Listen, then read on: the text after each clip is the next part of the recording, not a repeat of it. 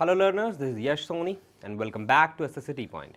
So what we have to do in today's session, we have to continue the adverb of degrees as we had been doing adverbs of degree. We did adverbs of degree, the part 1 in the last session, and we have to continue the same in today's session. Right? So adverbs of degree continue करते हैं and today the last kind of an adverb which is important for your exam outlook that would be completed. And फिर आगे देखते हैं adverbs में क्या है. चलिए स्टार्ट करते हैं. So adverbs of degree we have to continue, है ना? Because I told you that if I did adverbs of degree in a one go in a particular one session, then the session would have been too long. So that is why I told you that we will be doing adverbs of degree in 2 sessions. ठीक है? तो continue करते हैं adverbs of degree. I hope that you remember the session of adverbs of degree which we did in the last session, है ना? तो पता होगा आपको एडवर्ब्स ऑफ डिग्री की डेफिनेशन आई टोल्ड यू, है ना, सब बता दिया था एडवर्ब्स ऑफ डिग्री की, मतलब सब बता दिए, सब एग्जांपल्स रहते हैं अब, है ना, वही करना है. एंड डिफरेंसेस रहते हैं, how you will be able to distinguish between 2 words which are acting as an adverb of degree, है ना. चलिए करते हैं फिर. तो first of all which colour I should choose the black one, है ना, that would be more suitable in this slide. तो अब देखते हैं too much, too many and must to. जैसा कि मैंने आपको डेफिनेशन बता दी थी, तो मैं आपको डेफिनेशन नहीं बताऊंगा दोबारा से, because I already told you the definition adverb. बता दिया था क्या फंक्शन होता है एडवर्ब ऑफ डिग्री का, है ना, ये बता दिया था इन द लास्ट सेशन. तो जैसा कि हम कुछ एग्जांपल्स कर रहे थे, वर्ड्स कर रहे थे जो एडवर्ब का रोल अदा करते हैं ग्रामर के अंदर, है ना, तो वही हम कर रहे थे. तो इन टुडेज सेशन कुछ और भी वर्ड्स हैं जो एडवर्ब ऑफ डिग्री होते हैं, उनका क्या डिफरेंसेस होते हैं, और बहुत इंपॉर्टेंट है because sometimes they can be confusing, है ना. तो चलिए, तो कंफ्यूजिंग कैसे हो सकता है, जैसे टू मच, टू मैनी और मस्ट टू देखने में ऑलमोस्ट सिमिलर लग रहे हैं, लेकिन इनमें ज़मीन आसमान का फ़र्क है, इनके यूसेज में क्या फ़र्क है, let us see. Too much, too many, must to. सबसे पहले देखेंगे टू मच. टू मच का क्या रोल होता है. टू मच जो होता है वो एडजेक्टिव की तरह काम करता है. होप आपको फॉन्ट दिख रहा होगा, थोड़ा सा छोटा है but they are I think visible enough, है ना. ठीक है, तो मैं क्या कह रहा था आपसे, जो टू मच होता है वो एडजेक्टिव की तरह काम करता है. एडजेक्टिव की तरह कब काम करेगा कोई वर्ड, जब वो किसी नाउन को क्वालिफाई करेगा, है ना. तो इसलिए एडजेक्टिव की तरह काम करता है टू मच, और वो किसी नाउन को क्वालिफाई करेगा. कैसे करेगा, let us see. It is used to modify an uncountable noun. Too much जो होता है अनकाउंटेबल नाउन को मॉडिफाई करने के लिए आता है. वाई, बिकॉज मैंने आपको बताया था जो मच होता है उसका मतलब क्या होता है, बहुत होता है, और वो केवल ऐसी चीज़ के लिए आएगा, ऐसे नाउन के लिए आएगा जिसको तुम काउंट नहीं कर सकते. जैसे अगर मैं बोलता हूँ कि बहुत ज़्यादा पॉल्यूशन है, तो पॉल्यूशन के लिए मच आएगा या मैनी आएगा, मच आएगा. Why, because you can not count pollution but you can measure pollution, है ना. तो वो सभी चीज़ आपको जो डिफरेंस बता रखे हैं ना, ये आपको पता भी है, मच और मैनी के बीच में जो डिफरेंस होता है वही यहाँ पे लगाया गया है. तो जो टू मच होगा, अब ये देख लो, मच का मतलब होता है बहुत, टू का मतलब क्या हो गया, अधिक, मतलब बहुत से भी ज़्यादा, बहुत मतलब विच इज़ नॉट नीडेड, है ना. जब कुछ ज़्यादा ही हो जाता है ना, कहते हैं ना कुछ ज़्यादा ही हो रहा तेरा, तो कोई हद पार कर देती है ना जब कोई चीज़, तो हम टू का यूज़ करते हैं. इस बात को ध्यान रखना है. तो टू का यूज़ हम तब करेंगे. तो मच क्या मतलब, ऑलरेडी बहुत है, मच का मतलब क्या हो गया, बहुत, तो उससे पहले आप टू लगा दो, तो यानी कि बहुत ही ज़्यादा, बहुत यानी कि दैट इज़ नॉट नीडेड, है ना, जिसकी रिक्वायरमेंट नहीं है, उससे भी ज़्यादा हो गया तो टू मच का यूज़ करोगे. और किसके लिए यूज़ होगा, एडजेक्टिव की तरह यूज़ होगा, नाउन के लिए यूज़ होगा, अनकाउंटेबल नाउन के लिए यूज़ होगा. जैसे एग्जाम्पल देख लो, देयर वर, अच्छा ये ब्लैक रेड कलर कैसे हो गया, चलो ठीक है कोई बात नहीं, अनकाउंटेबल नाउन के लिए यूज़ होगा. There was too much noise in the library. अब यहाँ पे सबसे पहले ये ध्यान रखनी है कि टू मच जो है किसके लिए आया है, नॉइस के लिए आया है. अब नॉइस क्या होता है, सबसे पहले ये ध्यान रखना, नॉइस क्या होता है, नॉइस एक तरह का नाउन होता है. कौन से उसके बाद आपने ये पहचान लिया कि भाई कोई भी वर्ड है जिसके लिए टू मच आया, ठीक है. अब उसके बाद देखना है वर्ड नाउन होना चाहिए, है ना, नाउन है, ठीक है. उसके बाद ये देखना है कि वो काउंटेबल है अनकाउंटेबल. वाई, बिकॉज जो मच वर्ड होता है वो केवल अनकाउंटेबल के लिए आता है. नॉइस काउंटेबल है अनकाउंटेबल है. कैन यू काउंट नॉइस, शोर मचाना, है ना, शोर को काउंट कर सकते हो, नहीं कर सकते हो, तो दैट इज वाई ये अनकाउंटेबल नाउन हो गया, ठीक है. तो इसलिए जो नॉइस होगा वो अनकाउंटेबल नाउन है, तो इसी के लिए टू मच इसके लिए आ गया है. There was too much noise in the library, इसका मतलब क्या हो गया कि लाइब्रेरी में बहुत ही ज़्यादा शोर था, ठीक है, मतलब दैट वॉज अनकंट्रोलेबल, अनबियरेबल, इतना शोर था. तो इससे ये पता लगा है. तो दूसरी बात तुम्हें क्या ध्यान रखना है कि जो मच है वो किसके लिए आया है, यानी कि पूरा टू मच किसके लिए आया, नॉइस के लिए आया, जो कि अनकाउंटेबल है, ठीक है. और ये जो है एक वर्ब को भी मॉडिफाई कर सकता है. जैसे मैंने आपको बताया था कि जो वेरी मच होता है वो वर्ब को मॉडिफाई कर सकता है. जैसे आई लव यू वेरी मच, मैंने उधर देख के बोला, ठीक है, आई लव यू वेरी मच. तो वेरी मच लगा दिया, किसके लिए लगाया, लव के लिए लगाया. तो लव क्या एक तरह का वर्ब है, स्टैटिक वर्ब है. तो सिंपल सी बात है, जो वेरी मच वर्ब के लिए यूज हो सकता है, the same you can use too much to modify a verb. ठीक है, कि भाई I love you too much, ये भी सही है। ठीक है, मैंने सामने देख के बोला, so do not feel, do not think anything, है ना, डू नॉट गेट मिसअंडरस्टूड। तो मैंने सामने देख के बोला जो भी मैंने वर्ड बोला है, इसलिए मतलब बहुत ही रिलेटेबल एग्जाम्पल था, इसलिए मैंने बोला। ठीक है, उस तरफ देख के बोला, कैमरे की तरफ देख के नहीं बोला। चलिए ठीक है, तो बहुत हो गया मजाक। तो दे लव मी टू मच, कि भाई वो मुझसे बहुत ही ज़्यादा प्यार करते हैं, मतलब इतना ज़्यादा प्यार करते हैं कि मतलब हद नहीं है। तो किसी की भी चीज़ की भी हद जो होती है वो बुरी होती है, सो that is Y too much उसी के लिए यूज़ होगा फॉर अनकाउंटेबल नाउन। अब बात करेंगे टू मैनी की। जैसे टू मच है किसके लिए यूज़ होता है, जैसे मच जो है किसके लिए यूज़ होता है अनकाउंटेबल, मैनी किसके लिए यूज़ होगा विच यू कैन काउंट, है ना, जिसको तुम काउंट कर सकते हो, यानी कि काउंटेबल नाउन के लिए यूज़ होगा। टू मैनी दोनों के बीच में सेंस सेम ही है, अत्यधिक, मतलब अत्यधिक से भी अत्यधिक, उसका मतलब ये हो गया, है ना। तो एग्जाम्पल देख लो, किसको मॉडिफाई करेगा टू मैनी, प्लूरल नाउन को, यानी कि मैनी का मतलब होता है बहुत, और मैनी के बाद कोई वर्ड आएगा तो वो एक से ज़्यादा ही होगा, तो इसलिए क्या हो गया, वो प्लूरल हो गया, है ना। तो टू मैनी किसके लिए आएगा, प्लूरल नाउन के लिए आएगा, और वो किसके तरह काम करेगा, एडजेक्टिव की तरह ही काम करेगा। क्योंकि टू मैनी, अगर मैं बोलता हूँ टू मैनी स्टूडेंट्स, जो स्टूडेंट्स हो गया प्लूरल नाउन हो गया, है ना, और प्लूरल नाउन से पहले क्या, जो भी वर्ड आता है जिस क्वालिफाई करता है तो वो एडजेक्टिव का काम करता है, तो ये एडजेक्टिव बन गया है। जैसे we listened to many songs yesterday, हमने कल बहुत ज़्यादा सॉन्ग्स सुने। ठीक है, सॉन्ग को काउंट कर सकते हो, म्यूजिक को नहीं कर सकते हो count. Song is a word which can be counted, है ना, which you can use to count, है ना। तो इसलिए टू मैनी सॉन्ग्स यहाँ पे बहुत सूटेबल है। ठीक है, बहुत ही ज़्यादा सॉन्ग सुन लिए, बहुत ही ज़्यादा गाने सुन लिए yesterday. Steve has committed to too many mistakes in his life, sorry in his career. इसका मतलब क्या हो गया कि जो स्टीव है उसने बहुत सारी गलतियां करी अपने करियर में। अब यहाँ पे गलतियां क्या होता है, मिस्टेक्स क्या होता है, काउंटेबल होता है। ठीक है, आप मिस्टेक के बाद एस लगा सकते हो, तो मिस्टेक क्या हो गया, काउंटेबल हो गया, तो उससे पहले टू मैनी काम कर जाएगा। आई होप आपको टू मच और टू मैनी के बीच में डिफरेंस पता लग गया होगा। अब देखेंगे मच टू। मच टू में क्या है, मच आ गया पीछे, टू आ गया आगे। टू क्या होता है, एक तरह का एडवर्ब होता है। ठीक है, टू क्या होता है, एक तरह का एडवर्ब होता है। अब देख लेते हैं, जो मस्ट टू होता है वो एक एडवर्ब की तरह काम करता है, और कोई भी वर्ड अगर एडवर्ब की तरह काम करेगा वो नाउन को क्वालिफाई तो करेगा नहीं, वो किसको क्वालिफाई करेगा, वो करेगा एडजेक्टिव को या दूसरी किसी एडवर्ब को, क्योंकि एडवर्ब का काम ही यही होता है। तो टू मच ये है, मस्ट टू ये है। मस्ट टू का काम क्या बन गया, मस्ट टू का काम बन गया किसी भी एडजेक्टिव को या एडवर्ब को मॉडिफाई करना, क्योंकि वो खुद, मस्ट टू खुद एक तरह का एडवर्ब है। ठीक है, तो इस बात को ध्यान रखना। जैसे my sister appears to be much too silent these days, इसका मतलब क्या हो गया, अब सिंपल सी बात है, साइलेंट को पकड़ो। साइलेंट क्या एक तरह का एडजेक्टिव है। ठीक है, मेरे को बोलना है कि भाई मेरा कोई भाई है बहुत ज़्यादा साइलेंट रहता है, अत्यधिक साइलेंट रहता है। साइलेंट रहना एक तरह का उसका कैरेक्टर दिखा रहा है, यानी कि क्वालिटी दिखा रहा है ऑफ बीइंग साइलेंट, है ना, कि भाई उसका जो विशेषता है वो ये है कि वो साइलेंट रहता है। तो साइलेंट क्या हो गया, एडजेक्टिव हो गया। आपको उसको मॉडिफाई करना है, कम साइलेंट ज़्यादा साइलेंट। तो साइलेंट जो कि एक एडजेक्टिव है, और एडजेक्टिव को एक ही वर्ड मॉडिफाई करेगा, एडवर्ब, तो इसलिए यहाँ पे मच टू सूटेबल है। मच टू बिल्कुल सही आ रहा है। ठीक है, यानी कि बहुत ही ज़्यादा साइलेंट दिख रही थी, नहीं हाँ दिखती है उसकी बहन। My sister appears to be much too silent, एक होता है साइलेंट रहना, शांत दिखती है। मच टू मतलब बहुत ज़्यादा शांत दिखती है, बहुत ही ज़्यादा शांत दिखती है आजकल। ठीक है, आई होप समझ में आ गया होगा। Next, he reached much too late today, इसका मतलब क्या हो गया, एक होता है लेट आना, ठीक है 5-10 मिनट, लेकिन लेट से पहले जो कि एक एडजेक्टिव है ना, कैरेक्टर दिखा रहा है आपका कि यार यू आर टार्डी, है ना। तो कोई भी वर्ड अगर आपका कैरेक्टर दिखाता है या आपकी क्वालिटी दर्शाता है वो एडजेक्टिव होगा। तो इसलिए लेट क्या हो गया, आई एम लेट, ये मेरा एडजेक्टिव है। ठीक है, ये क्या है, लेट का एडजेक्टिव है, मेरी विशेषता है कि भाई मैं लेट हो जाता हूँ, तो इसलिए लेट का एक तरह का एडजेक्टिव है। और ये बताना है कि भाई वो लेट नहीं आया, बहुत ही ज़्यादा लेट आया, मतलब 1-2 घंटे बाद आया, ये मान के चलो। तो इसके लिए मच टू बिल्कुल सही है यहाँ पे। ठीक है, तो लास्टली रिवीजन कर लेते हैं। टू मच और मच टू में करेंगे, क्योंकि टू मैनी जो आपको समझ में आ गया, एक ये वर्ड होता है, एक ये वर्ड होता है, पता है आपको। मच टू मच भी होता है, एक ये भी होता है, मच टू मच ये भी होता है एक तरह का वर्ड। ठीक है, एक तरह का फ्रेज आई मीन, लेकिन तुम्हारे काम का नहीं है। ठीक है, ये भी यूज़ होगा जब एग्जैजरेशन दिखानी है बहुत ज़्यादा। तो मच टू मच तुम्हारे काम का नहीं है, तो उस पर फोकस करना ही नहीं है। तो टू मच देखो और मच टू देखो। टू मच के बाद आएगा नाउन, ठीक है, तो ये करेगा किसको क्वालिफाई, नाउन को। मच टू, अच्छा ये क्या हो गया, अगर नाउन को क्वालिफाई कर रहा है तो क्या हो गया, एडजेक्टिव हो गया। अब मच टू के बाद क्या आएगा, कोई भी एडजेक्टिव आएगा, ये एडवर्ब आएगा।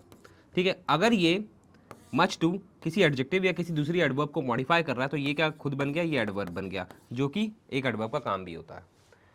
ठीक है, तो conclusively I already told you each and everything.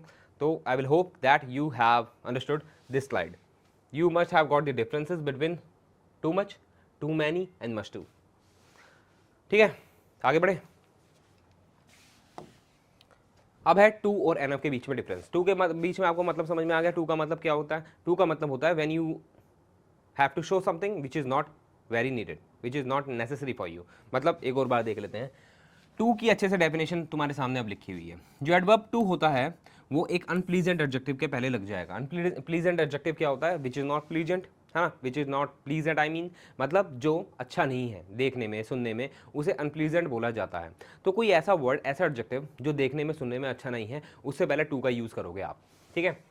और इसका अपोजिट हो जाएगा, आई मीन अपोजिट हो जाएगा एनफ। एनफ उस वर्ड से पहले लगेगा, उस एडजेक्टिव से पहले लगेगा जो प्लीजेंट होगा, ठीक है। जैसे एग्जांपल देख लेते हैं। Roger is too stupid. Stupid आपको अच्छा लग रहा है, बुरा लग रहा है वर्ड? बताओ, स्टूपिड अच्छा वर्ड है, बुरा वर्ड है? अच्छा नहीं है ना। You can use stupid, you can say somebody that he और शी इज स्टूपिड, बट वो वर्ड अच्छा नहीं है टू यूज फॉर एनीवन, है ना। तो इसलिए stupid is not a good word, not a pleasant adjective, तो इसलिए टू इसके लिए यूज होगा। यानी कि जो भी नेगेटिव वर्ड्स हैं उनके लिए टू यूज कर दो कि भाई रॉजर कुछ ज़्यादा ही बेवकूफ़ है, स्टूपिड है, कि भाई इतने आसान सवालों का भी जवाब नहीं दे पा रहा है, मैथमेटिकल कैलकुलेशन का भी वो सॉल्व नहीं कर पा रहा है। अब देख लो एनफ। एनफ का एक एग्जांपल लिया मैंने, कोई बात नहीं, समझ में आ जाएगा। Potter is smart enough to solve any mathematical questions. एक तरफ है रॉजर, एक तरफ है पॉटर। पॉटर स्मार्ट है, ठीक है। स्मार्ट अच्छा वर्ड है, बुरा वर्ड है? अच्छा वर्ड है, तो अच्छे वर्ड के लिए एनफ का यूज़ करोगे, ठीक है। तो Potter is enough, smart enough to solve any mathematical questions, कि भाई पॉटर इतना स्मार्ट तो है ही कि भाई वो किसी भी मैथमेटिकल क्वेश्चन को सॉल्व कर लेगा। अब देखो दोनों में एक डिफरेंस हो रहा है। अच्छा एक ये वाला देख लेते हैं example. There was too much noise in the library. ये मैंने दोबारा वही ले लिया क्या? ठीक है। तो टू मच क्यों आ गया यहाँ पर? टू मच क्यों आ गया भाई? ये एग्जाम्पल इसका नहीं है, ठीक है, तो फॉरगेट इट, ठीक है। ये एग्जाम्पल वैसे सही है लेकिन ये इसका पार्ट नहीं है, ठीक है, क्योंकि टू के बाद मच आ गया और मैं ऑलरेडी पढ़ा चुका हूँ, तो I think it is a corrigendum, but कोई बात नहीं, एग्जाम्पल सही है and you can relate if you know the differences, है ना। तो टू के और भी आगे स्लाइड में एग्जाम्पल है, so do not worry, I will let you know each and everything. चलिए अब मैं क्या कह रहा था? हाँ मैं ये कह रहा था कि टू और एनफ के बीच में डिफरेंस पता लग गया। पहला डिफरेंस क्या है? टू जो है यूज होगा ऐसे वर्ड्स के लिए जो अच्छे नहीं है, अनप्लीजेंट एडजेक्टिव्स। एनफ उसके ऑपोजिट है, वो यूज होगा कुछ ऐसे वर्ड्स के लिए जो अच्छे हैं, यानी कि प्लीजेंट एडजेक्टिव है, ठीक है। अब वो डिफरेंस देखते हैं। टू जो होता है वो अनडिजायरेबल एक्सट्रीम्स के लिए यूज होता है। एक्सट्रीम्स का मतलब क्या हो गया? एक्सट्रीम का मतलब समझ में आता है कि मतलब हद कर दी, और अनडिजायरेबल है यानी कि डू नॉट वांट दैट हद, है ना, कि भाई जो हद हो गई ना, हद पार वाली बात के लिए टू का यूज होगा। For what is more than required, मतलब कोई ऐसी चीज़ जो रिक्वायरमेंट से भी ज़्यादा हो, यानी कि मुझे मतलब 2 ग्लास पानी पीना है, उससे ज़्यादा नहीं पीना, उससे ज़्यादा अगर कोई मुझे ऑफर कर रहा है तो दैट इज़ टू, है ना, टू यूज़ करोगे। और necessary always placed before the adjective. अब पहले एनफ को देख लेते हैं। एनफ यूज़ होता है कि भाई जिसकी रिक्वायरमेंट है, व्हाट इज़ नीडेड ओनली, ठीक है। मेरे को 2 ग्लास की है, मेरे को 2 ग्लास ही मिला है पानी, ठीक है, तो एनफ का यूज़ करोगे। और रिक्वायर्ड जो भी तुम्हें रिक्वायरमेंट है। अब दोनों के बीच में एक डिफरेंस हो रहा है कि सेंटेंसेस में जब भी तुम टू और एनफ का यूज़ करोगे, टू हमेशा बिफोर द एडजेक्टिव यूज़ होगा, यानी कि जिस भी एडजेक्टिव के लिए टू आ रहा है उससे पहले टू लगाओगे, लेकिन एनफ बाद में यूज़ होता है किसी भी एडजेक्टिव के बाद, ठीक है। जैसे रॉजर इज टू स्टूपिड। अब यहाँ पे पोजीशन देख लो, स्टूपिड के एडजेक्टिव से पहले आया टू। वहाँ पे देखो पॉटर इज स्मार्ट एनफ, यहाँ पे पहले एडजेक्टिव आया उसके बाद आया एनफ, ठीक है। तो दोनों में ये डिफरेंस और होता है। ऐसा नहीं कि वर्ड आगे चला गया, एनफ आगे चला गया तो किसी और को मॉडिफाई कर रहा है, नहीं, ये इसी को मॉडिफाई कर रहा है, लेकिन पोजीशन थोड़ी डिफरेंट है और कुछ नहीं है, ठीक है। तो आई hope you got the differences between two और एनफ। आगे बढ़ते हैं।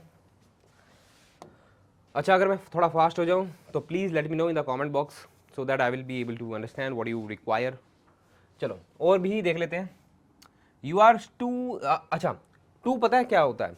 टू एक ऐसा एडवर्ब है जो, टू का तुम्हें एक मतलब समझ में आ गया कि नेगेटिव वर्ड्स के लिए टू का यूज़ करोगे, लेकिन टू एक ऐसा एडवर्ब है जो अच्छे एडजेक्टिव के लिए भी आता ना, अच्छे एडजेक्टिव के लिए भी आता तो उसको भी बुरा बना देता है, उसको भी नेगेटिव बना देता है। जैसे example I am gonna let you know, you are too smart to live in this world. अब देखो यहाँ पे टू किसके लिए आया है? स्मार्ट के लिए आया है, ठीक है। किसके लिए आया? स्मार्ट के लिए आया। तुम्हें लग रहा होगा कि भाई टू स्मार्ट के लिए आया है, लेकिन यहाँ पे इस टू ने ना स्मार्ट को भी, स्मार्ट का मतलब जो मतलब खत्म कर दिया है। कैसे खत्म कर दिया है? टू का मैंने आपको एक मतलब और बताया था, अनडिजायरेबल एक्सट्रीम्स, कि किसी चीज़ की हद कर देता है, ठीक है, किसी एडजेक्टिव की हद कर देता है। स्मार्ट तो ठीक है, लेकिन कुछ ज़्यादा ही समझदार आपने सुना होगा, है ना, कि भाई कुछ ज़्यादा ही समझदार हो तुम, ठीक है, you are not liked by the colleagues and other partners, है ना। यानी कि अगर टू किसी एडजेक्टिव के लिए आएगा जो प्लीजेंट होगा, ठीक है, प्लीजेंट एडजेक्टिव से पहले आएगा, तो वो उसको भी अनडिजायरेबल एक्सट्रीम तक पहुंचा देगा, जिसकी रिक्वायरमेंट है ही नहीं। यानी कि दो सेंटेंसेस मैं तुम्हारे सामने लिखे हैं, दोनों में ही स्मार्ट है, दोनों भी स्मार्ट क्या है,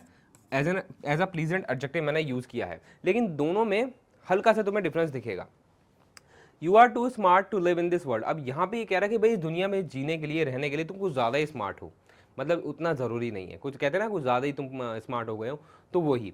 तो यहाँ पे समझ में आ गया होगा। हाँ, वो देख लो जिसमें स्मार्ट है, you are smart enough to deal with this dark world, कि भाई तुम इतने स्मार्ट तो हो ही, इतने समझदार तो हो ही कि इस काली दुनिया का सामना कर सकते हो या काली दुनिया से डील कर सकते हो। तो ये ज़्यादा सूटेबल है, ये ज़्यादा अच्छा लग रहा है, या ये स्टेटमेंट ज़्यादा अच्छा लग रहा है, वो लग रहा है ना, कि भाई जितना रिक्वायरमेंट है उतना ही हो। और example, that apartment was too horrid.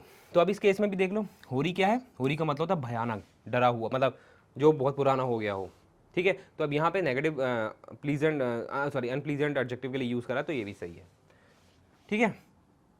तो that apartment was too horrid, तो यहाँ पे नेगेटिव वर्ड के लिए टू यूज़ कर दोगे। एक और एग्जाम्पल तुम्हें मिल गया है, this room is spacious enough to take a rest in comfortably. इसका मतलब क्या हो गया कि भाई ये रूम इतना तो स्पेशियस है ही कि इसमें आराम से कंफर्टेबली रेस्ट किया जा सकता है ना। तो अब यहाँ पे स्पेशियस के लिए, स्पेशियस जो कि एक अच्छा एडजेक्टिव है, उसके लिए एनफ का यूज़ कर दिया है कि भाई ना ही इतना ज़्यादा का छोटा है, ना ही इतना ज़्यादा बड़ा है रूम, ठीक है, और इतना है कि भाई तुम आराम से बैठ सकते हो, सो सकते हो, खा सकते हो, पी सकते हो, तो उसके लिए एनफ का यूज़ कर दिया। और भी बातें हैं जो तुम्हें ध्यान रखनी है। इन्फिनेटिव, इन्फिनेटिव क्या होता है? इन्फिनेटिव का एक इन्फिनेटिव होता है वर्ब के बाद जब टू लगता है, तो इससे इन्फिनेटिव बोला जाता है। अभी के लिए ये ध्यान रखो कि अगर कोई ऐसा फ्रेज मिले जिसमें वर्ब के बाद में टू लगा हो, ठीक है, तो उसे infinitive form of a verb बोला जाता है। अभी मैं क्यों बता रहा हूँ? क्योंकि टू जिस भी स्टेटमेंट में होगा, टू जिस भी स्टेटमेंट में होगा, वो हमेशा वर्ब अगर उसमें आती है, आएगी, जाहिर सी बात है, वर्ब के बिना सेंटेंस बनेगा नहीं, तो उसमें क्या होगा, वर्ब के बाद टू पाएगा, आपको वर्ब के बाद प्रपोजिशन टू पाएगा। जैसे फादर इज टू कॉन्शियस, लगा दिया, father is too conscious to, ये है इन्फिनेटिव, ये क्या है, infinitive form of a verb है, ठीक है। यानी कि टू आप जब भी ले रहे हो, सेंटेंस के अंदर यूज़ कर रहे हो, अगर सेंटेंस को आगे एक्सटेंड करना है और वहाँ पे वर्ब का यूज़ है, तो वर्ब का कोई भी फॉर्म नहीं चलेगा, केवल एक ही फॉर्म चलेगा जिसे इन्फिनेटिव बोला जाता है। और इन्फिनेटिव फॉर्म में क्या होता है, वर्ब के बाद टू आता है। बस ये ध्यान रखना है कि भाई पापा कुछ ज़्यादा ही कॉन्शियस हैं to take care of my health, मेरी हेल्थ का ध्यान रखने के लिए, मतलब हमेशा मेरा ध्यान रखते रहते, पीछे पड़े रहते हैं कि सोने नहीं देते हैं, सो टाइम पे, सो उठो टाइम पे, मतलब कुछ ज़्यादा ही कॉन्शियस हो गए मेरे लिए, तो टू उसके लिए यूज़ हुआ है। और एनएफ के साथ भी यही है, दोनों के में एक सिमिलैरिटी है कि भाई टू के साथ इन्फिनेटिव, तो एनएफ के साथ भी इन्फिनेटिव आता है। जैसे mother is serious enough to feed us with fresh food, कि भाई मदर सीरियस है, इतनी सीरियस है, इतनी सीरियस है कि भाई वो हमको आराम से, टू फीड दिख रहा है तुम्हें, फीड का मतलब वर्ब हो गई, है ना। एक सेकेंड, यहाँ पे एग्जाम्पल गलत ले लिया है, अच्छा ये मैंने गलत ले लिया क्या, सॉरी माय बैड, यहाँ पे टू प्लस वर्ब आएगा, ठीक है, ये वाला infinitive, so I got confuse a little, ठीक है, ये मैंने स्ट्रक्चर गलत ले लिया, पता नहीं थोड़ा ध्यान हट गया था, बट ये वाला स्ट्रक्चर कह रहा हूँ, है ना, टू प्लस वर्ब। वो जब मैं दूसरा एग्जाम्पल देखा तो दिखा मेरे को कि मैंने क्या गलती कर दी है। हाँ, तो it was my bad and I am going to tell you again कि भाई इन्फिनेटिव फॉर्म ऑफ वर्ब क्या होता है, जब टू के बाद वर्ब की फर्स्ट फॉर्म लगती है, ठीक है, तो उसे इन्फिनेटिव फॉर्म ऑफ वर्ब बोला जाता है, ठीक है। I am reminding you again so that you do not commit any blunder as I did. तो टू के बाद जब वर्ब की फर्स्ट फॉर्म लगेगी तो इन्फिनेटिव फॉर्म ऑफ वर्ब होगा, और टू, ये वाला टू कहाँ गया, हाँ ये वाला टू और ये वाला एनफ, ठीक है, दोनों को अगर सेंटेंसेज में आगे वर्ब आती है तो वह हमेशा टू प्लस वर्ब की फर्स्ट फॉर्म की तरह होगी, ठीक है। तो दोनों में एक बात कॉमन है कि भाई इसमें भी इन्फिनेटिव ऑफ अ वर्ब का यूज़ होगा, आईएनजी यूज़ नहीं होगा। इन्फिनेटिव बताने का मतलब ये है कि एक वर्ब का एक और फॉर्म होता है आईएनजी, ठीक है, वो यूज़ नहीं होगा दोनों में, ठीक है। जैसे यहाँ पे मैं टेकिंग नहीं लिख सकता था, मेरा कहने का मतलब ये है टू टेक ही बोलना पड़ेगा, यानी कि वर्ब की फर्स्ट फॉर्म लगानी पड़ेगी टू के साथ, तो ING form of a verb नहीं आएगा, ठीक है। जैसे अगर मैं बोलता हूँ father is too conscious taking care of my health, ये गलत हो गया है, ठीक है, तो एनफ में भी यही है, mother is serious enough to feed us with fresh food, कि भाई मॉम इतनी सीरियस है कि भाई हमको फ्रेश फूड खिला सकती है या खिलाती है। ठीक है, तो आई होप दोनों के बीच में यू गॉट द डिफरेंसेस। चलिए अब आगे बढ़ जाते हैं। Additional usages of adverb too के कुछ एडिशनल यूजेज हैं which are not always taught by many teachers, because syllabus भी कंप्लीट करना होता है and most of the teachers do what they try to complete the syllabus. मैं किसी का ब्लेम नहीं कर रहा, बट ऐसा होता है, as I have observe when I used to take coaching, when I used to sit as where you are sitting over here this time. ठीक है, तो मैं भी बैठा करता था। So when I started teaching I got to know the some teachers do not teach everything, so I did not want to become that teacher, है ना। तो दैट इज़ वाई मैंने वो कोशिश करी कि भाई सब कुछ आपको मटेरियल मिले। ठीक है, तो कुछ ऐसे यूज मैं देखे कि टीचर्स नहीं कराते हैं और इनको सिलेबस भी उनका टारगेट होता है, they have to complete the syllabus before time, है ना, before stipulated time. So that is why तो होता है ऐसा। तो वही मैं आपको बता रहा हूँ कि भाई सब कुछ कराना है मेरे को, हमारे पास अभी ऐसी कोई बाउंडेशन तो है नहीं, है ना। एसएससी के लिए 6 मंथ बहुत है। ठीक है, किसी भी पर्टिकुलर सब्जेक्ट के लिए 6 मंथ बहुत है, एसएससी के लिए बोल रहा हूँ। और यूपीएससी तो आपको पता ही है 1 साल 2 साल भी कम है। तो एसएससी के लिए आप पढ़ रहे हो किसी सब्जेक्ट पे रेगुलर आप 6 महीने दे दो। ठीक है, रेगुलर पढ़ना है, ऐसा नहीं है कि you are skipping any days और more than I mean many days. ठीक है, मतलब 1-2 दिन का थोड़ा एक्सेप्शन जो चलता ही है, लेकिन ऐसा नहीं बहुत ज़्यादा गैप दे दो 1 वीक का। तो 6 मंथ किसी भी ये सब्जेक्ट को पढ़ो, है ना, consciously, and you will crack the examination, you will S it. तो एडवर्ब टू का ऐसा यूज़ बताने वाला हूँ जो आपको याद रहना चाहिए। ठीक है, और एडवर्ब टू के मतलब ये जो भी मैं बता रहा हूँ, मैंने रूल्स जो है बहुत अलग अलग जगह से निकाले हैं, बहुत सारी बुक्स में पढ़े हैं, तो अलग अलग सभी रूल्स एक बुक में नहीं होते, कहने का मतलब ये है। ठीक है, तो मेरी स्लाइड में कुछ ऐसे रूल्स आपको मिलेंगे जो आपको पर्टिकुलर एक बुक में नहीं मिलेंगे, so do not worry at all. चलिए, तो एडवर्ब टू के बारे में और कुछ जान लेते हैं। अब तक जो आपको जाना वो बेसिक्स था, आगे और देख लेते हैं। जो एडवर्ब टू होता है वो हमेशा फॉर एनीवन के साथ यूज़ होगा या फॉर समवन के साथ यूज़ होगा जब भी आगे क्या आता है, infinitive form of a verb आता है, ये वाला। ठीक है, मेरा कहने का मतलब ये है कि अगर टू का यूज़ कर रहे हो और आगे आपको सेंटेंस एक्सटेंड करना है, तो आपको एक बात ध्यान रखनी है कि भाई वर्ब आएगी कौन सी, इन्फिनेटिव वाली, टू प्लस वर्ब की फर्स्ट फॉर्म। और उसके बाद आपको क्या ध्यान रखना है कि आपको इस तरीके से खत्म नहीं करना है सेंटेंस जैसे यहाँ पे खत्म हो रखा है, this task is too difficult to complete. ये गलत हो गया है। क्यों गलत हो गया है? क्यों गलत हो गया है? बिकॉज आपको इस तरीके से लिखना है, फॉर एनीवन का यूज़ करना है या फॉर समवन का यूज़ करना है। कि सपोज करो रैंडमली मैं बोल रहा हूँ, मैं किसी को पॉइंट आउट नहीं कर रहा हूँ, स्पेसिफिकली नहीं बोल रहा हूँ कि भाई, मैं बोल रहा हूँ कि भाई ये जो टास्क है वो मुश्किल है करना, तो सिंपल सी बात है, इससे पता लगे किसी की भी मुश्किल नहीं है, या कुछ लोग को मैं वो पॉइंट आउट कर रहा हूँ, है ना। कि भाई सपोज करो मैं बोलता हूँ कि भाई ये जो टास्क है ना, ये जो टास्क है आसान नहीं है, मुश्किल नहीं है बोला था कि मैंने, हाँ आसान नहीं है, सॉरी। ठीक है, अब आसान नहीं है बोल देता हूँ, ये जो टास्क है आसान नहीं है करना, आसान नहीं है करना। तो अब सिंपल सी बात है, अगर मैं ऐसे बोल रहा हूँ तो ये किसी के लिए तो बोल रहा हूँगा कि ये जो टास्क है आसान नहीं है करना, जो भी उस ग्रुप में होगा, तो उसको आप कैसे प्रेजेंट करोगे, एनीवन से करोगे या समवन से करोगे। तो इसलिए आपको वो एनीवन और समवन वो लिखना भी है सेंटेंस के अंदर, लाइक एज आई डिड, है ना।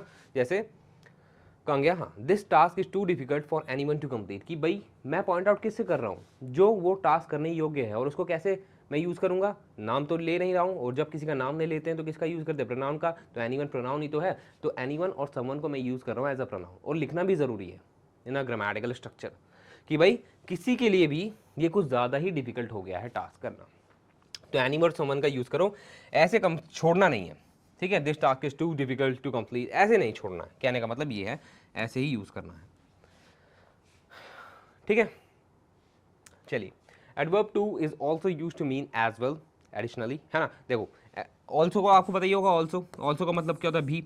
ऑल्सो आप कब यूज़ करते हो, जब एडिशनली कुछ बताना हो, तो टू भी ऐसे यूज़ हो सकता है, लेकिन दोनों में डिफरेंस है।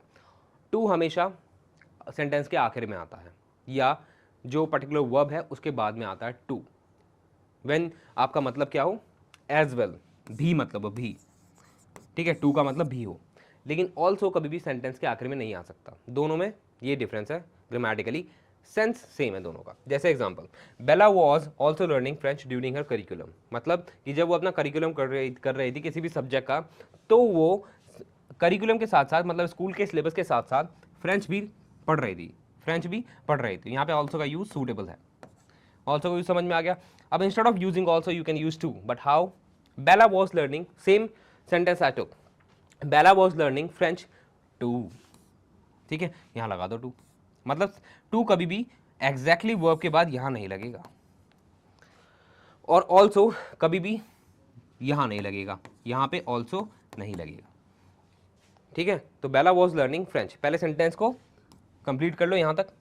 ठीक है, मतलब वर्ब के बाद में जो ऑब्जेक्ट यूज होता है वो लगाना जरूरी है, लेकिन हेल्पिंग वर्ब के एग्जैक्ट बाद और मेन वर्ब के एग्जैक्ट पीछे नहीं लगेगा टू, जैसे ऑल्सो लगाया, हेल्पिंग वर्ब मेन वर्ब बीच में लगा दिया ऑल्सो, टू ऐसे यूज नहीं होगा। टू वर्ब के बाद जो सब्जेक्ट होगा उसके बाद टू का यूज करोगे, जैसे यहाँ पे।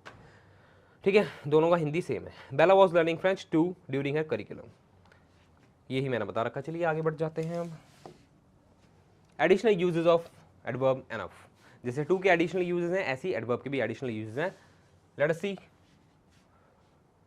देखो एनफ आपको अब तक पता था कि भाई एनफ का यूज कैसे करोगे, जैसे अगर मैं बोलता हूं गुड एनफ। ठीक है, एनफ दो तरीके से काम करता है, एक होता है एडजेक्टिव की तरह, एक होता है नाउन की तरह। अब मैंने सिंपल बता दिया गुड एनफ, गुड एनफ, यहाँ पे गुड क्या एडजेक्टिव है, इसको ही मॉडिफाई कर रहा है। ठीक है, एज एन एडवर्ब, ये एडवर्ब है, ये एडजेक्टिव है। ठीक है, इसको मॉडिफाई कर रहा है। अब यहाँ पे ये सॉरी यहाँ पे एडवर्ब होगा ये। ठीक है, एडवर्ब और एडजेक्टिव,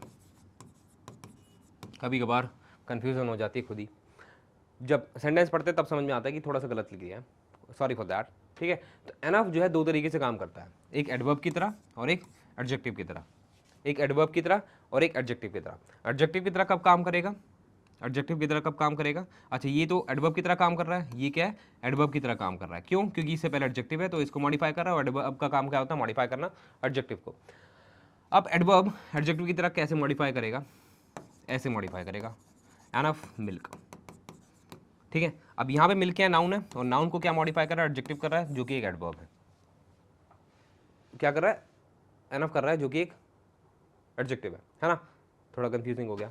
तो एनफ दो तरीके से काम करता है, एडवर्ब की तरह जब भी किसी एडजेक्टिव को मॉडिफाई कर रहा हूँ, और एडजेक्टिव की तरह जब भी किसी नाउन को मॉडिफाई कर रहा हूँ। पोजीशन में डिफरेंट होता है, ध्यान रखना, पोजीशन में डिफरेंस होता है। एडजेक्टिव से पहले आएगा, सॉरी एडजेक्टिव के बाद में आएगा, जैसे यहाँ पे ये एडजेक्टिव हो गया, इसके बाद में आया, और नाउन से पहले आएगा एज एन एडजेक्टिव। तो पोजीशन में थोड़ा चेंज होता है, देख लेना एक बार। ठीक है, तो एनफ इज एनफ ऐसे भी यूज कर सकते हो एज अ सब्जेक्ट। अब यहाँ पे प्रोनाउन की तरह काम कर रहा है, मैं कंफ्यूज नहीं करना चाहता हूँ, मतलब एनफ प्रोनाउन की भी तरह काम करता है, लेकिन देखने का तरीका है। ठीक है, समझने का तरीका है। तो एनफ ये वो वाला है, एनफ कहते नहीं है बहुत ज़्यादा हो गया, एनफ इज एनफ, तो यहाँ पे इस तरीके से एनफ को यूज़ करा है। इस वाले केस में ये जो एनफ है ना ही एडवर्ब है ना ही एडजेक्टिव है, ये प्रोनाउन। ठीक है, क्योंकि वर्ब से पहले अगर कोई वर्ड आता है तो वो नाउन या प्रोनाउन होता है, तो ऐसे समझ लो। ठीक है, इट इज़ नॉट एनफ ऐसे भी यूज होता है, it is not enough as a complement of to be verb, यानी कि ये यहाँ पे क्या है, एज अ प्रोनाउन ही है, लेकिन वर्ब का कॉम्प्लीमेंट है। ठीक है, इसका कॉम्प्लीमेंट है। अगर कंफ्यूजिंग लग रहा है तो अभी के लिए छोड़ दो। ठीक है, मतलब इतना प्रेशर मत डालना, बस ध्यान रखना कि एनफ के इस तरीके स्टेटमेंट भी बनते हैं apart from its usages of adverb. ठीक है, तो एनफ इज एनफ ऐसे भी बन जाएगा, सुना होगा आपने, और इट इज़ नॉट एनफ ऐसे भी बन जाता है। ठीक है, चलिए आगे बढ़ जाते हैं। ये लिख रखा है कि एनफ को एट्रीब्यूटिवली भी यूज करा जाता है, जैसे मैंने आपको बताया कि अगर नाउन को मॉडिफाई करना है तो ये है क्या, एडजेक्टिव। और मैंने आपको बताया था एट्रीब्यूटिव का स्टेटमेंट का मतलब क्या होता है, जब ट्रेडिशनली एडजेक्टिव नाउन के पहले आता है। ये नाउन है, नाउन के पहले क्या एडजेक्टिव आ रहा है, एनफ है, तो एट्रीब्यूटिव स्टेटमेंट है ये, है ना, एट्रीब्यूटिव फ्रेज है। तो इस तरीके से एनफ का यूज होता है। और एनफ जो है किसकी तरह यूज होता है, एनफ जो है एडवर्ब की तरह भी यूज होता है। ठीक है, जैसे यहाँ पे गुड एडजेक्टिव है, इसको मॉडिफाई कर रहा है, कोल्ड एडजेक्टिव है, इसको मॉडिफाई कर रहा है ना। एक example, she wants to take part in annual function but her skills are not good enough। ठीक है, good enough कि भाई इतने अच्छे नहीं हैं जितने पर्याप्त होने चाहिए। चलिए अब आगे बढ़ जाते हैं। I think today session can also be too long, but differences पढ़ने ज़रूरी हैं।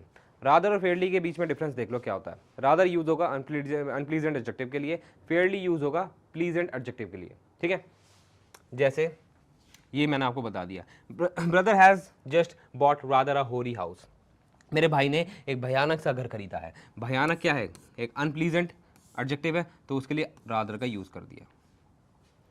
शी वॉज रादर अगली, अगली क्या है, अगली क्या है, अनप्लीजेंट एडजेक्टिव है, तो उसके लिए रादर का यूज़ कर दिया। ठीक है, तो अनप्लीजेंट एडजेक्टिव से पहले यूज़ कर दो। फेयरली, फेयर से बना हुआ है, फेयर क्या एक एडजेक्टिव है, फेयर का मतलब क्या होता है, सुंदर, तो फेयरली क्या हो गया, एडवर्ब हो गया, और वो अच्छी चीज़ों के लिए यूज़ होगा। Brother has just bought a fairly nice house. Nice क्या है, एडजेक्टिव है ना, तो इसके लिए क्या है, फेयरली आया है। ठीक है, तो फेयरली किसके लिए, अच्छे वर्ड्स के लिए। She was fairly beautiful. ठीक है, तो दोनों ही opposite sentences I told you as I wrote, है ना, शी वॉज फेयरली ब्यूटीफुल। अब एक डिफरेंस और देख लो, छोटा सा डिफरेंस है ग्रामर का, ग्रामेटिकल स्ट्रक्चर का। क्या कि जब भी रादर का यूज़ करोगे, जब भी रादर का यूज़ करोगे तो उसके बाद आता है आर्टिकल ए और एन। फेयरली का यूज़ करोगे तो आर्टिकल ए और एन फेयरली से पीछे आता है। ये छोटा सा डिफरेंस है, ध्यान रखना है आपको, बिकॉज इसमें ही कंफ्यूज हो जाता है बंदा। आपको देख के लगेगा सही है स्टेटमेंट, सही है, फेयरली जो है किसके लिए आ रहा है, प्लीज एडजेक्टिव के लिए आ रहा है। ठीक है, सही लगेगा तुमको स्टेटमेंट, लेकिन एक छोटी सी गलती तुम ये देखना भूल जाओगे, पोजीशन मैटर करता है ग्रामर के अंदर। उसी के बेसिस पे you have to spot an error. तो आपको ये ध्यान रखना है कि जो आर्टिकल ए है वो फेयरली से पहले आता है, और रादर के टाइम पे आर्टिकल ए रादर के बाद आता है। ठीक है, यही लिखा हुआ है मैंने। आगे बढ़े, चलिए फिर आगे बढ़ते हैं। Some additional usages of adverb rather, कि भाई एडवर्ब रादर के जैसे हमने एडवर्ब टू के, एडवर्ब एनफ के एडिशनल यूजेस करे, ऐसे ही आपको रादर के भी एडिशनल यूजेस बता रहा हूँ, और बहुत सिंपल है, देख लो। Adverb rather is use to modify a comparative degree.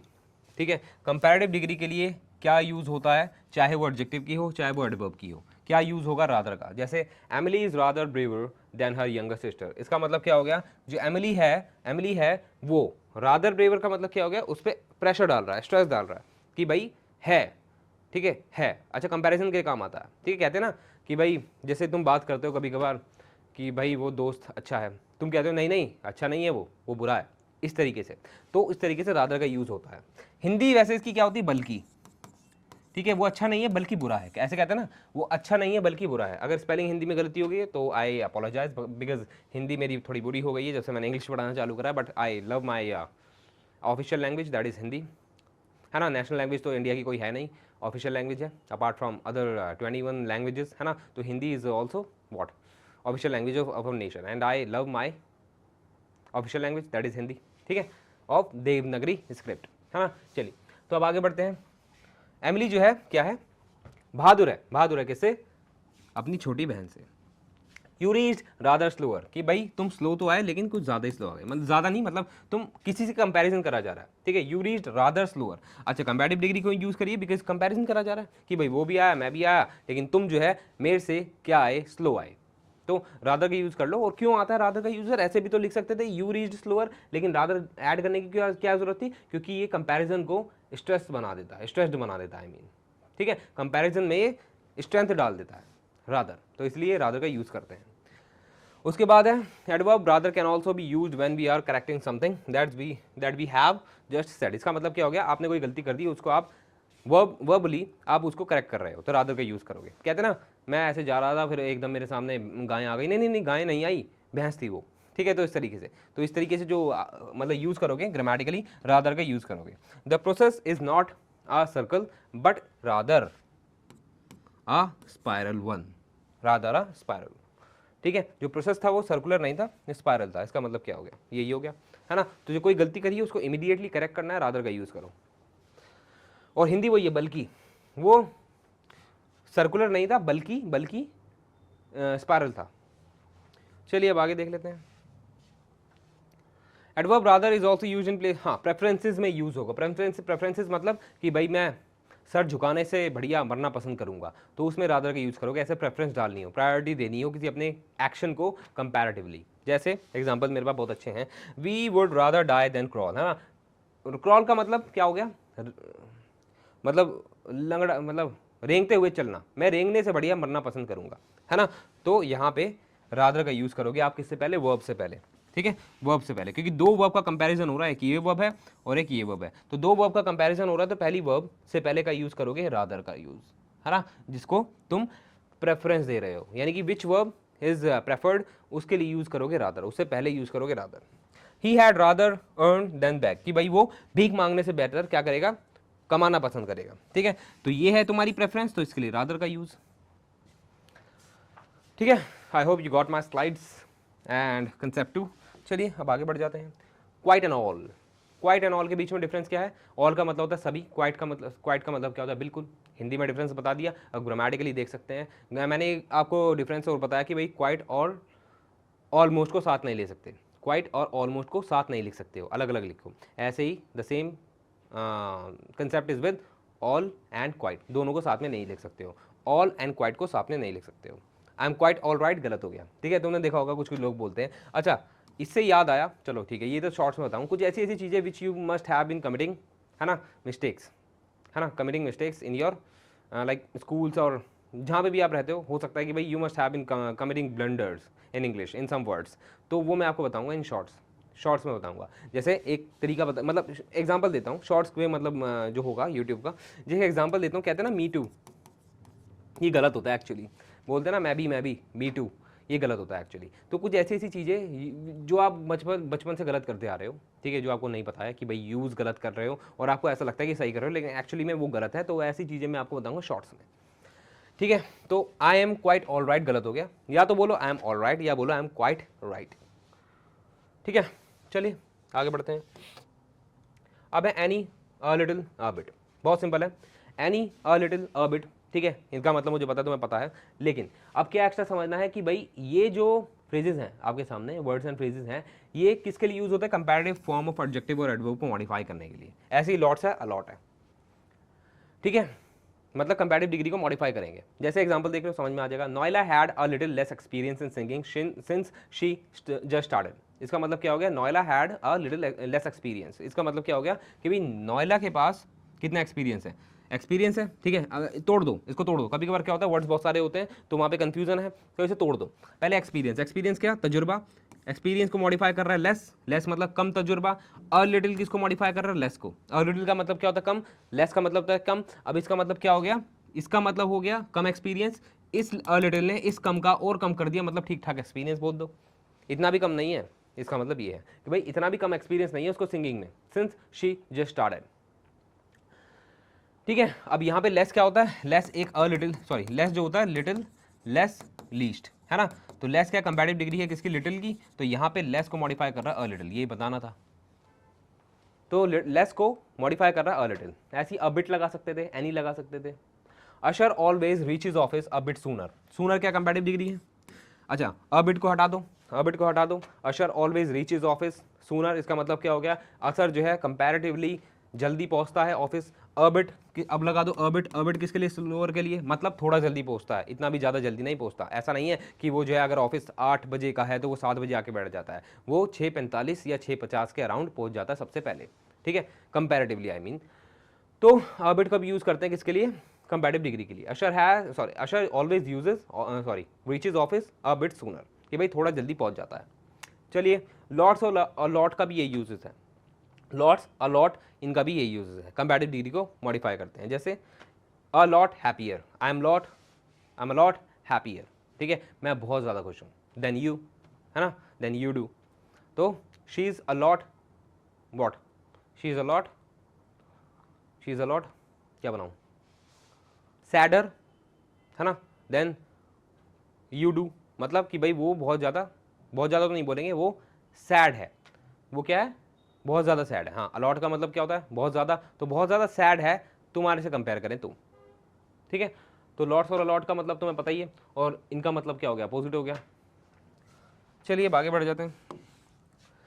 Only, only देखो कितना सिंपल वर्ड है, ओनली इंग्लिश में ऐसा वर्ड है जो तुम्हें लग रहा होगा कि भाई कहीं भी यूज़ कर लो, है ना, कहीं कैसे भी लगा लो इंग्लिश में, पर ऐसा नहीं होता है। ओनली से अगर आपको नहीं पता है ओनली कहाँ पे लगाना है, यानी कि अगर आप ओनली गलत वर्ड पे लगा देते हो, गलत वर्ड से पहले लगा देते हो, तो मतलब चेंज हो सकता है पूरे पूरे सेंटेंस का, वो मैं आपको बताने जा रहा हूँ। तो ओनली एक ऐसा वर्ड है विच इज़ अंडर एस्टिमेटेड, ठीक है, बट आपको क्या करना है, उसको सही करना है। तो ओनली एक ऐसा वर्ड है जो कि एक एडवर्ब की तरह काम करता है, तो उसको आपको यूज़ कैसे करना है सेंटेंस के अंदर, उसकी पोजीशन कहाँ होनी चाहिए। अगर आप गलत पोजीशन लगा देते हो ओनली की इन अ पर्टिकुलर स्टेटमेंट, तो सेंटेंस का मीनिंग क्या हो जाएगा वही बता रहा हूँ। ओनली, अब मैंने आपके सामने 5 सेंटेंस लिखे हैं, पांचों सेंटेंसेस में अलग अलग क्या बता रखा है, पोजीशन दे रखी है ओनली की। अब मैं आपको बताऊंगा कि ओनली की पोजीशन चेंज होने से सेंटेंस पे क्या फर्क पड़ेगा। पहला, पॉकर हैज़ ओनली 2 किड्स। अब ओनली किससे पहले लगा है ये देख लो, ओनली किससे पहले लगा है, 2 से पहले लगा है, तो अभी किड्स को भूल जाओ, ठीक है, किड्स को भूल जाओ, ओनली 2, यानी कि पॉकर के पास क्या है, ओनली 2 है, केवल 2 हैं, केवल 2 हैं, आगे क्या है किड्स, केवल 2 किड्स हैं, इसका मतलब यही है, यानी कि पॉकर के पास किड्स हैं, पॉकर के पास बच्चे हैं, लेकिन कितने हैं, केवल 2 हैं। चलिए next, only poker has 2 kids. अब ओनली किससे आ रहा है, किससे पहले आ रहा है, पॉकर से पहले, यानी कि केवल पॉकर के पास 2 बच्चे हैं, यानी कि और किसी के पास 2 बच्चे नहीं, इसका मतलब ये हो गया, ठीक है, और किसी के पास 2 बच्चे नहीं, केवल पॉकर के पास 2 बच्चे हैं comparatively. Third, poker only has 2 kids, इसका मतलब क्या हो गया, ओनली किससे पहले है, हैज से पहले। हैज का एक तरह का वर्ब है, हैज कब यूज करें, हैज का मतलब क्या होगा, अधिकार बताना। पास, I have a pen, I have a pen, तो यहाँ पे हैव है, हैव मतलब कब यूज करते हैं, कि मेरे पास ये है। तो हैज किसके लिए यूज करा है, पॉकर के पास क्या है, पोकर के पास क्या है, पॉकर के पास ओनली हैज। ओनली हैज मतलब केवल क्या है, 2 किड्स हैं, केवल क्या है, 2 किड्स हैं। Poker has nothing else except kids, समझ में आ गया। हैज के लिए आया है मतलब उसके पोजेशन के लिए आया है, केवल वो 2 ही बच्चे पोजेस करता है, 2 बच्चे पोजेस करता है, उसके अलावा उसके पास कुछ नहीं है, ना घर है, ना गाड़ी है, ना बंगला है। इसका मतलब ये होगा क्योंकि ओनली हैज से पहले आया है, उसके पोजेशन से पहले आया है। हैज एक तरह की वो वर्ब है वो जो बताती है कि आपके पास क्या है। तो केवल पास है, क्या पास है, 2 बच्चे, केवल पास है, क्या पास है, 2 बच्चे, 2 बच्चों के अलावा उसके पास कुछ नहीं है। पॉकर हैज 2 ओनली किड्स, अब इसका मतलब क्या हो गया, पॉकर के पास 2 तो है, 2 तो है, केवल बच्चे, यानी कि पॉकर के पास अगर कोई 2 चीज है तो केवल बच्चे हैं, और कोई जो चीज है पॉकर के पास है तो सही, है तो सही, लेकिन वो 2 नहीं है, क्योंकि ओनली किससे पहले आया है, ओनली किससे पहले आया, किड्स से पहले, यानी कि पहले ये पढ़ लो, पॉकर के पास 2 है, पॉकर के पास 2 है, पॉकर के पास 2 है, केवल बच्चे, यानी कि केवल बच्चे का मतलब क्या हो गया, पॉकर के पास लाइफ में, उसकी लाइफ में एंटायर जर्नी में 2 जो चीज रही है, केवल 2, वो केवल क्या है, उसके बच्चे हैं। यानी कि पॉकर के पास और भी चीज होगी लाइफ में, वो 2 नहीं है, या तो 2 से कम है या 2 से ज्यादा है, कि लेकिन जो बच्चे हैं केवल वो 2 हैं, उसके अलावा और कोई चीज ऐसी नहीं है पॉकर के पास जो 2 हो। और lastly, poker has 2 kids only. अब ओनली को आखिरी में लगा देते हो तो उसका सिंपल सा मतलब बनता है मेयरली, ठीक है, या सिंपली, ठीक है। तो पॉकर को अगर सेंटेंस के आखिर में लगा दो तो उसका मतलब सिंपल यही बन जाता है, सिंपली या मेयरली, कि भाई पॉकर के पास 2 बच्चे हैं केवल, ठीक है। And I think with this our whole session which is has been too long as I can observe, है ना, एज आई नोटिस्ड, तो कोई बात नहीं, बट आई नो कि थोड़ा लंबा पड़ गया, बट सब कुछ कराना ज़रूरी था, कुछ स्किप नहीं करना चाहता था, कुछ रिमूव नहीं करना चाहता था, कोई भी कंसेप्ट अपने स्लाइड से। तो in today's session, by today's session we have completed the whole adverb of degree and as I promised you, है ना। तो अब क्या करना है हमें, नेक्स्ट सेशन देखते हैं एडवर्ब में क्या करेंगे। And till then what you have to do, and Diwali आ रही है, happy Diwali and celebrate Diwali, और सेलिब्रेट करो दिवाली को, बट ये है कि क्रैकर्स, वैसे देखो मैं ये एडवाइस नहीं करूँगा बिकॉज मैं I love to burn crackers, है ना, प्ले विद क्रैकर्स, बट यही कहूँगा सबको, एडवाइस देनी चाहूँगा कि भाई क्रैकर्स के साथ मत खेलो because they are not eco friendly, है ना। तो अवॉइड करने की कोशिश करो, बाकी मैं भी कोशिश करूँगा कि अवॉइड करो, बट अब तो नहीं होता है, बट एक आध फूलझड़ी जला लो, कोई दिक्कत नहीं, बट पूरा तमाशा मत बनाना कि भाई तुम पॉल्यूशन फैलाए जा रहे हो, because what you have to do, you have to see and you have to take care of your future generations also, है ना। तो उनका भी ध्यान रखना है जो आने वाले टाइम में अर्थ पे आएंगे। तो अगर ज़्यादा पॉल्यूशन होगा, एज यू नो दिल्ली में कुछ ज़्यादा ही पॉल्यूशन है, Delhi is one of the most polluted state, not in the country, in the world, as I hope you know it. तो वही है कि दिवाली पे मतलब आपको क्या करना है, जलाओ, बम जलाओ, लेकिन कम, ठीक है, ज़्यादा नहीं, बिल्कुल मना तो मैं भी नहीं करूँगा, एक आध तो मैं भी जला लेता हूँ, but I always keep this thing in mind कि भाई पॉल्यूशन नहीं फैलाना है ज़्यादा, which can be harmful for our future generation, है ना। तो आज के लिए इतना था, thank you for today's session and we will be meeting in the next session with other topic of in the adverb, ठीक है। And till then be happy,